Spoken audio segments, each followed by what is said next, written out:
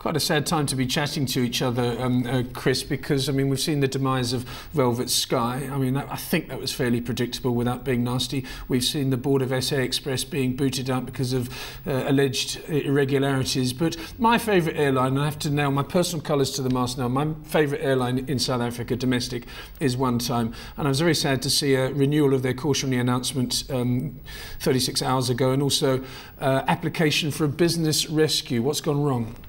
Well, I think they're operating in a very, very tough business environment, and I don't think the environment in which they're operating is any different from all the other airlines that are operating in South Africa.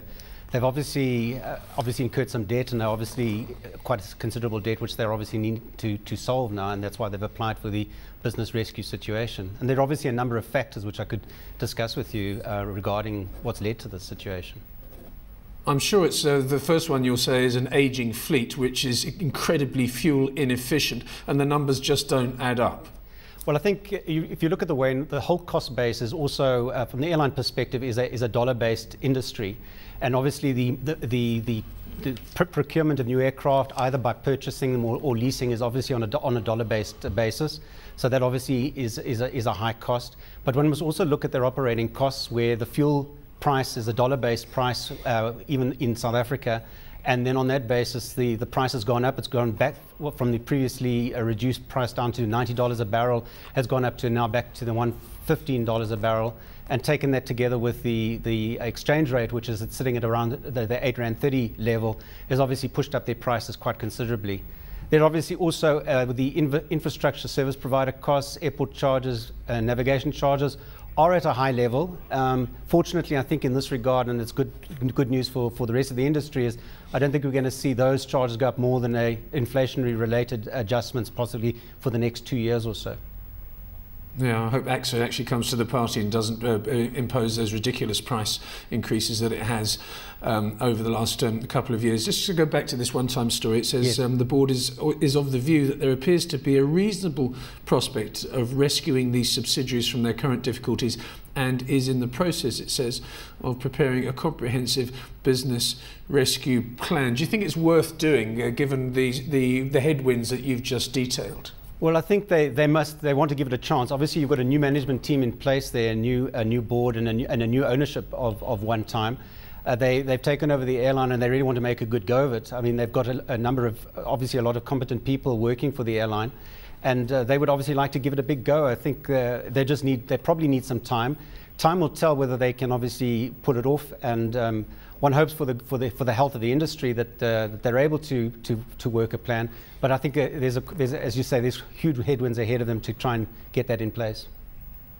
If One Time does go to the wall, and I really hope it doesn't, because as I said, it's my personal favourite airline, their service and the website and everything I think is first class compared to a couple of the others. Does that mean that as a consumer we're going to expect higher prices because one person has been knocked out and there might be a sort of almost like a cartel style pricing operation going on?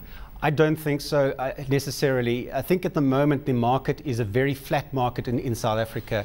Over the past year on year, we've got flat increases. There's basically no increase in passenger travel year on year. And so therefore you've got a situation where the airlines are actually pricing according to market demand, and there's a hugely competitive environment. You've had some airlines which have actually reduced capacity in the past couple of months. I think that you'll see if there is a gap in the market, that you'll find some capacity coming back onto the market, and just basically then competition between the carriers that remain. And there are still a number of carriers, and all competitors, that will compete for that market that will be left by One Time. It's such a difficult market, isn't it? Because I think the most lucrative route is Joburg, Cape Town, Joburg. On between a Friday morning to a Monday morning, you can't get on a flight unless you book 2 weeks in advance. The price doubles. And if you want to go on a Tuesday afternoon, you can walk onto the plane and there's only about another 6 people. So it must be terribly, terribly difficult to budget and to sort out your routes. I just wondered if there will be some kind of consolidation in that respect. In other words, reducing capacity during the low volume times and increasing capacity at the weekends, or does it not work like that? No, I think the airlines do work on the question of trying to balance their supply and their demand, and that's why you have seen some flights being removed at certain lower peak times of the day. And obviously, the airlines do want to respond to the higher peak areas. Obviously, if the passengers are there, they want to carry them, and they want to respond to demand.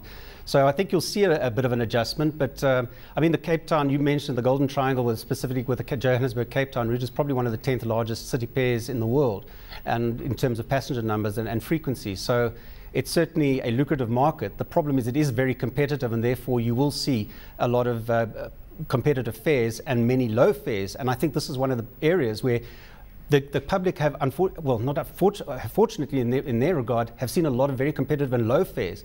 But those low fares, when we're talking about maybe 800-900 Rand a sector, are just not sustainable, and they do not cover the costs of an airline flying that route. So you obviously have to balance it out with higher fares and to ensure survival. Chris, thanks so much for your time this lunchtime. That's Chris Zweigenthal, the CEO of the Airlines Association of Southern Africa. I personally hope that one time doesn't go to the wall. I hope this business rescue plan is put in place quite soon.